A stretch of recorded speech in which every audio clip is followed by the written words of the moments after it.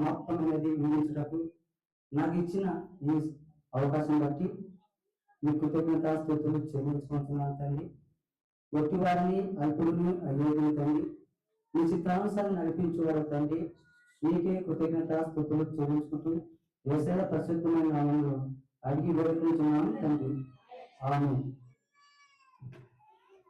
యేసు ప్రభువు వారు శిలువలో పలికిన 6వ మాట సమాప్తమైనది. సమాప్తమైనది మనం ఎప్పుడు అంటాం? ఒక రైతుకు కొంతమంది పని పోయినప్పుడు, ఎక్కువ పనిని తక్కువ మంది చేసినప్పుడు అప్పుడు ఆ రైతు సంతోషపడతాడు. అప్పుడు ఆ పని పూర్తిగా సమాప్తమైనదని గ్రహించుకుంటాడు. మొదట యెహోవా దేవుడు ఏమేమి సమాప్తం చేసినాడు? మొదట భూమిలో మొత్తం శూన్యం ఉన్నప్పుడు భూమిని ఆకాశం సృజించి తర్వాత ఆదాము అవ్వను సృజించినాడు. ఆదాము అవ్వను సృజించిన తర్వాత అమ్మ ఆ చెట్టు పళ్ళను తినవద్దు, తినే వెంటనే చనిపోతారని ఒక నిబంధన, ఒక ఆజ్ఞ ఇస్తాడు. ఆజ్ఞ అతిక్రమమే పాపము, పాపం వచ్చే జీవితము మరణం. ఆ మరణం తప్పించుకోవాలంటే ఏమి రూలు రావాలి? ప్రవక్తలు వచ్చినారు, ఆయన శిష్యులు వచ్చినారు, మోసే ధర్మశాస్త్రము వచ్చింది. ధర్మశాస్త్రం ఏది చేయదు పోయినదో దాన్ని చేసిన వాడు యేసు ప్రభు. ప్రవక్తలను ధర్మశాస్త్రాలను కొట్టేయడానికి రాలేదు, కానీ దాన్ని నెరవేర్చడానికే వచ్చి ఉన్నారని యేసు ప్రభు వారు పలుకుతారు.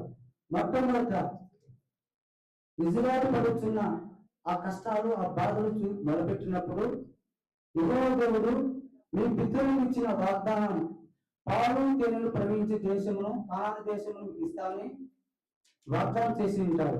ఆ వాగ్దానం చేసి నెరవేర్చడానికి యెహోవా దేవుడు మోషేను అహరోనును ఎంచుకుంటారు. అప్పుడు మోషే అహరోను ఆ ఫరో రాజు దగ్గరికి పోయి నీకు విముక్తి కలిగించమని చెప్పినప్పుడు అతడు వినకపోవడం వల్ల వీళ్ళు 10 సూచక క్రియలు చేస్తారు, 10 తెగులు వస్తాయి. అయినా నువ్వు ఫరో వాళ్ళని లెక్క చేయడు. అప్పుడు ఇజ్రాయెల్ ప్రజలను వాళ్ళ యొక్క బాధలని విముక్తి చేయడానికి, పాలు తేనెలు ప్రవహించే దేశాన్ని కోల్పోవడానికి అరణ్య మార్గంలో పోయినప్పుడు ఆ ఫరో ప్రజలు ఆ సైన్యం ఎదురు వెంట పడినప్పుడు, ఆ ఎర్ర సముద్రం అనేది ఎదురు పడినప్పుడు ఆ మోసే కర్ర ఎత్తుకొని ఆ సముద్రం కొట్టినప్పుడు 2 పాయలుగా చీలి ఆరిని నేలగా జంచబడి వారు ప్రయాణ సాగుతున్నప్పుడు వారి వెనుకనే ఇరుగు పర్వ సైన్యం వస్తుంటాయి. కానీ వారి ఎదురుగా ఆ గాలి వీసిపడ్డాయి. ఆ గాలి వీచినప్పుడు ఆ యొక్క వేగాన్ని రాలేకపోతే ఎదురుగాలి. ఇప్పుడు మనం పోతున్న ప్రయాణ మార్గంలో ఎదురుగా గాలి వచ్చినప్పుడు మనం అనుకున్న స్పీడ్గా వెళ్ళలేం, ఎందుకంటే ఆ గాలి మనం ఎదురు పడుతుంటాం. కాబట్టి ఆ సమయంలో దేవుడు ఆ యొక్క నిరోధం చేస్తాడు యెహోవా దేవుడు. ఆ విధంగా ప్రయాణం చేసినప్పుడు ఎరుకో పట్టణం ఒకటి ఉంటాయి. ఆ ఎరుకో పట్టణము ముందు ప్రజల ముందర దేవుడు మందస్సము ముందరపోతుంటది. దాని వెనుక ఇజ్రాయెల్ ప్రజలు వెళ్తుంటారు. ఇజ్రాయెల్ ప్రజలు వెళ్తున్నప్పుడు రోజు ఒకసారి మాత్రం తిరగని చెప్తాడు. 6వ రోజు తిరుగుతారు. 7వ రోజు 7 మార్లు తిరిగి గట్టిగా స్తోత్ర స్తుతులు చెప్పినప్పుడు ఆ ఎరుకో కూడా కూలుతాయి. ఆ ఎరుకో కూడా మొత్తం కూలినప్పుడు దానిలో ఒక రాహాబు అనే ఒక ఆయన వేసి గృహం ఉంటుంది. ఆ ఇల్లు మాత్రం కూలదు. ఎందుకు కూలదంటే ఇజ్రాయెల్ ప్రజలు ఆ ఫరో దేశం, ఐగుప్తు దేశం యుద్ధం పోయినప్పుడు పోవాలనుకున్నప్పుడు ఇద్దరు గూఢచారులు కావచ్చు, వేగోకారు కావచ్చు ఆ పట్టణం పోతారు. ఆ పట్టణం పోయినప్పుడు ఆ వేసే ఇంట్లో వాళ్ళు ఉండినప్పుడు ఇద్దరు గౌరవంతో ఉన్న వాళ్ళు 12 వ్యక్తులు వచ్చినారు అని వాళ్ళు వెంబడిస్తారు. ఆ వెంబడించినప్పుడు ఆ ఇద్దరు మనుషులు ఆ యొక్క వేసే అనేటువంటి రాహోబు దగ్గర ఇంట్లో పేన ఉంటారు. వాళ్ళు వచ్చినప్పుడు ఆ సైన్యం అధికారులు వచ్చినప్పుడు మీ దగ్గర 2 వ్యక్తులు వచ్చినారు కదా, వాళ్ళు ఎక్కడ ఉన్నారని అడిగినప్పుడు ఆయన కూడా వచ్చింది, కానీ తొందరగా వెళ్ళి మీరు తొందరగా వెళ్ళి పరిగెత్తినచో వాళ్ళకి దొరుకుతారని ఆయన చెప్తాయి. ఈ రాహాబు ఎవరంటే వేశ్య. ఆ వేశ్య ఎవరంటే బోయాజు భార్య. బోయాజు ఎవరంటే దావీదు మహారాజు, దావీదుకు తాతయ్య. ఆ రాహాబు వంశంలో వచ్చిన ఆయనే యేసు ప్రభు, యేసు నజరేయుడు, యేసు క్రీస్తు వంశావళి. అట్లాగనే ఒక అబ్రాహాముకు సారాకు కుమారుడు అయినప్పుడు యెహోవా దూత వచ్చి, అమ్మ నీకు కూతురు కుమారుడు పుడతాడు అని చెప్పినప్పుడు ఇలా వాకిలా నుండి నవ్వుతాయి, ఈ వయసులో నాకు పిల్లలు కలగడం ఏంటి అని. అయినా దేవుడు చెప్పిన ఒక మాట నెరవేరుస్తారు కాబట్టి అతని కుమారుడు కంటారు. ఆ కుమారుడు కూడా ఇస్సాకు. ఇస్సాకు యొక్క ద్వారానే విస్తారమైన ఆకాశ నక్షత్రములు, సముద్రాలు ఇసురైనంత విస్తారంగా వర్ధిల్లుతారని చెప్పడం జరుగుతుంది. కాబట్టి దేవుడు ఇచ్చిన మాట నెరవేర్చడము, అబ్రహాము చేస్తాడు, నాకు పుట్టిన కుమారుడు నీకు బలి అర్పిస్తానని చెప్పి ఆ కొండ పర్వతం తొలిపోయి దేవుడికి బలి అర్పించే సమయంలో అబ్రహ్మ ఆగుము అని అడిగినప్పుడు ఆయన ఆపితే అతని ఇస్సాకు బదులుగా ఆ పొదలో ఉన్నట్టు గొర్రె పిల్ల తీసుకొని వచ్చి బలి అర్పిస్తాడు. అంటే దేవుడు ఇచ్చిన మాట నెరవేర్చాడు, ఇస్సాకు ఇచ్చిన మాట కూడా నెరవేర్చాడు, అంటే పని నెరవేర్చాడు. అలాగే చివరిగా ఇప్పుడు ఫిలిష్తీయుల గొలియాతును ఎదిరించడానికి దావీదు వస్తాడు. దావీదు నువ్వు చూసి నువ్వు ఎలా జయిస్తావంటే, నా మొదలు నాకు ఒక సింహము ఒక ఎలుగుబంటి వచ్చినప్పుడు దాన్ని నోరు పట్టుకొని చీల్చి నా మొదలు కాపాడుకున్నాను, వాడితో దానితోనే పోరాడినప్పుడు ఈ సున్నతి లేని ఫిలిష్తీయుడు గొలియాతు ఎంతటి వాడని చెప్పి యుద్ధం ఎవరు చెప్పి ఆ లోయలోకి పోయి 5 నున్నని రాళ్ళు తెచ్చుకుంటారు.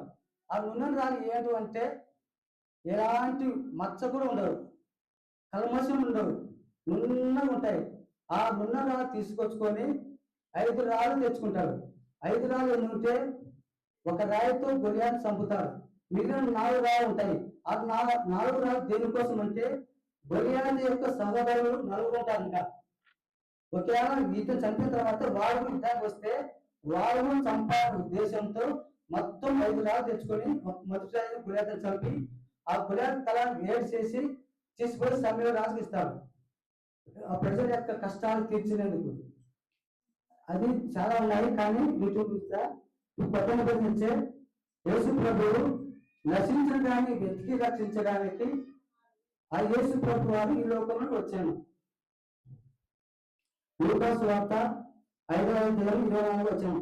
అయితే పాపము క్షమించుటకు భూమి మీద మనిషి కుమారునికి అధికారం కలదని మీరు తెలుసుకున్నాను అని వారితో చెప్పి పక్షవాయువు గల వారిని చూసి, నువ్వు లేచి నీ మంచం ఎత్తుకొని నీ ఇంటికి వినమని నీతో చెప్పుకొనుచున్నాను.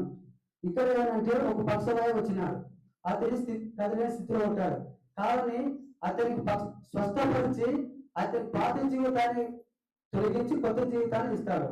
అలాగే అపోస్తలుల కార్యములు 5వ అధ్యాయం 31 ఇశ్రాయేలునకు మారుమాసం పాప క్షమాపణ దయచేయుటకై దేవుడు ఆయనకు అధిపతిగాను రక్షణగాను తన దక్షిణ హస్తముల చేత హెచ్చించి ఉన్నాడు.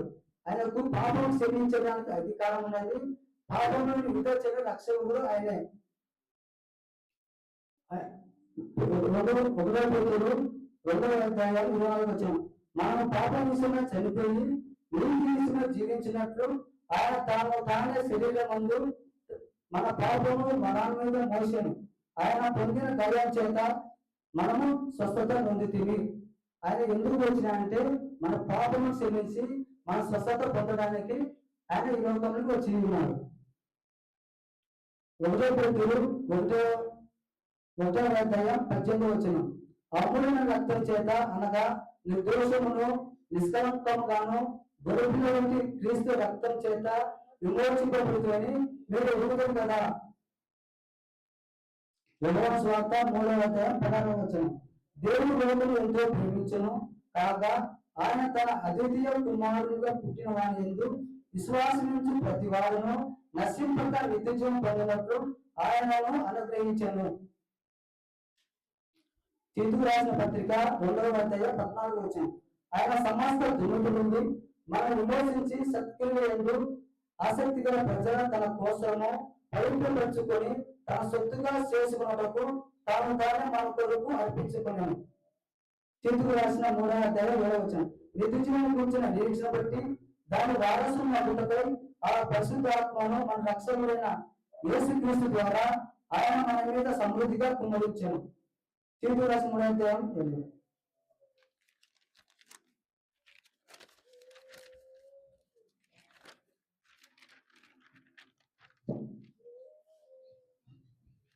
లూకాసు వార్త 24వ అధ్యాయం 44వ వచనం.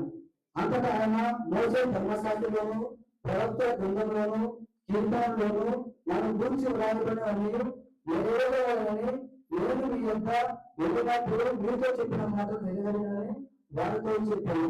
అట్లానే లూకాసు వార్త 24:47 యెరూషలేము మొదలుకొని సమస్త జనులలో ఆయన పేరుతో మారు మనసును పాప క్షమాపణ ప్రకటింపబడని వ్రాయబడినది.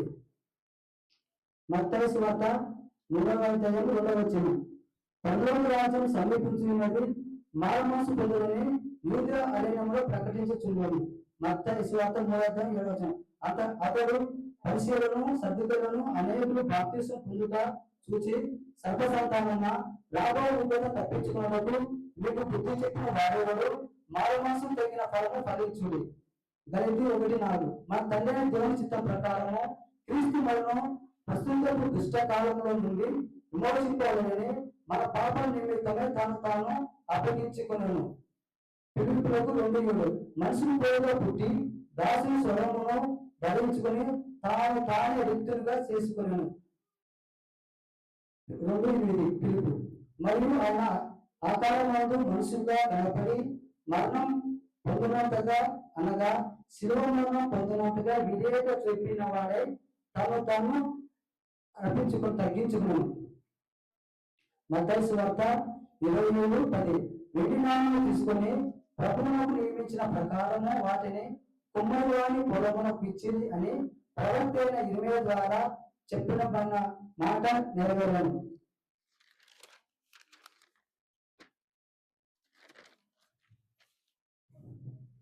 యేసు ప్రభు వారు శిలువకు రాదనమాట తండ్రి చిత్తము సంపూర్తి చేశారు. యోహాను సువార్త 4:10.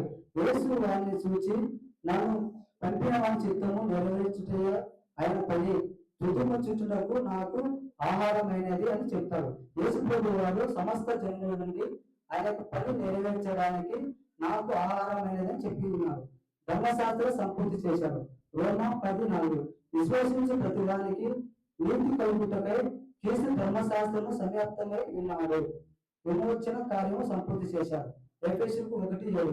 ఆయన రక్తం వలన మనకు విమోచనం అనగా మన పాప అపరాధములకు క్షమాపణ మనకు కలుగుతున్నది. పాపాపు దోషను సంపూర్తి చేశారు. 1 పేతురు 3:18.